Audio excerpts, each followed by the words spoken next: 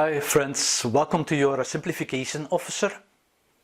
As you most probably are aware by now, as a simplification officer we want to simplify the frameworks we are using, the elements within frameworks we are using, towards its main purpose. Why? Because if we understand the main purpose of an element within a framework, then we can uncover better ways in the context of the organization we want to apply it.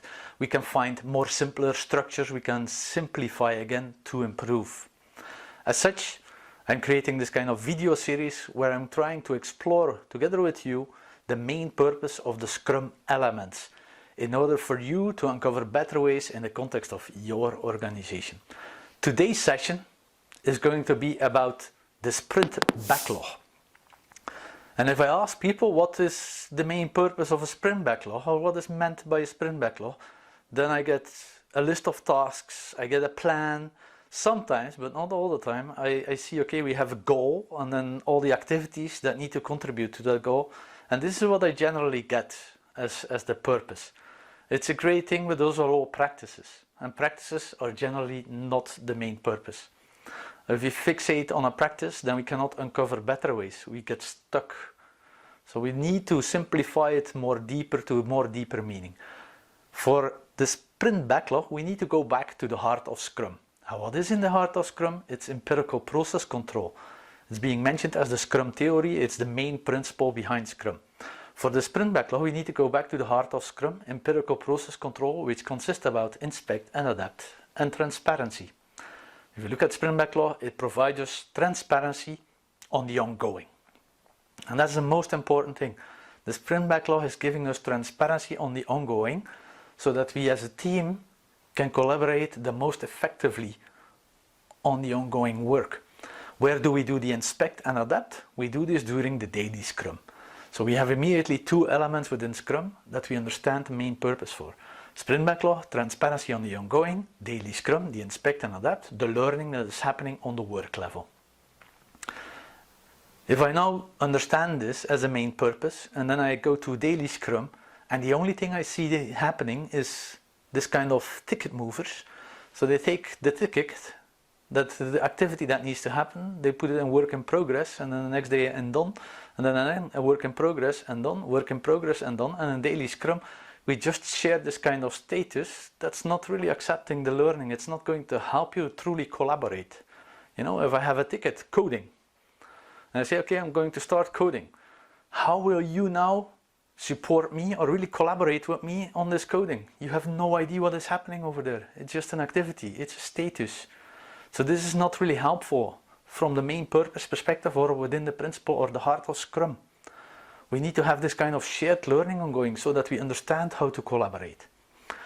If we only see the tickets being moving from left to right and there's nothing really being added or removed on the sprint backlog, then we are not accepting the learning. And you know what? If you live in a software development world and you're a coder, for example, what do? You type in, you have some problem that you need to fix, you type in 2-3 lines of code and the first thing you're going to do is compile a run. The compile is just to see, okay, did I write the right language, terminology, so it's the consistency of the language as such, and the run is there to evaluate, does this small piece of code now do what I intended it to do? And this we do a multitude of times during the day.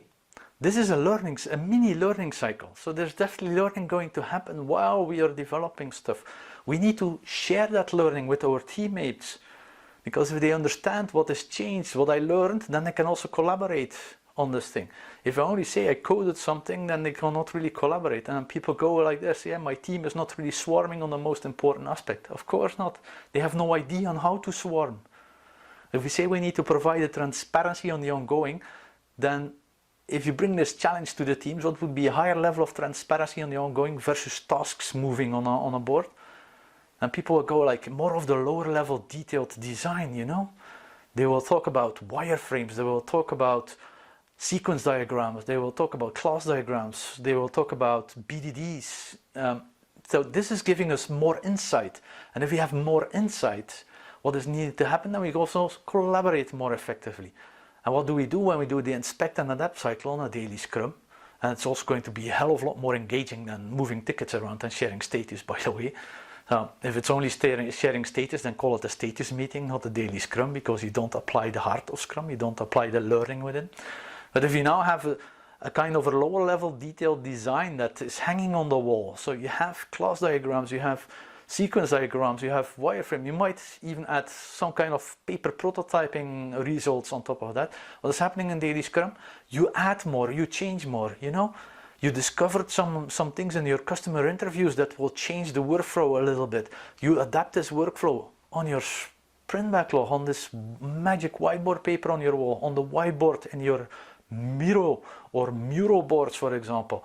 You add those details, you change those details so that the full team is aware what is happening over there and can adapt accordingly and can also start to collaborate with you on this bigger piece of the puzzle.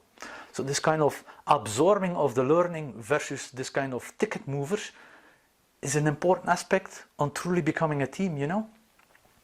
If you really want to collaborate, then splitting up in tasks is not going to happen. Because if I split it up in tasks, I know what to do and you know what to do, but we don't really collaborate.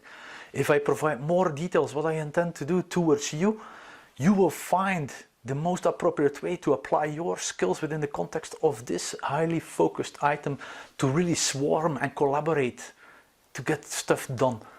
So if we now look back and we say, okay, what's the main purpose of the sprint backlog? It's really trying to figure out together with your colleagues what would be a higher level of transparency on the ongoing work so that we enable the learning on the work level in order for us to collaborate more appropriately. So, and this is simplifying it. How we do this, it could be mob sessions, it could be pair sessions, it could be separate working, you know, depending on the context and the problem at hand, you might apply different practices. And by doing so, you will uncover better ways by doing it and maybe even help others doing it. Enabling agility within your Scrum environment. And those are the true meanings, the true purpose from those elements within Scrum. So today we addressed again 2 new elements as the main purpose within Scrum. And I only hope that you will share this video with your teammates so that they will start adapting and experimenting in their own practices and maybe uncover even better ways to share, to provide transparency on the ongoing to their colleagues and as such enable collaboration to flourish to a higher level. And anyway, for this small video, more than enough. If you have some ideas or comments or questions related to the subject, please don't hesitate to use the comments below. I will definitely have a look at it. Maybe if it's very interesting, I might create a new video for you on that subject, whatever is happening. For future videos related to purpose of elements within practices or principles, subscribe to my channel.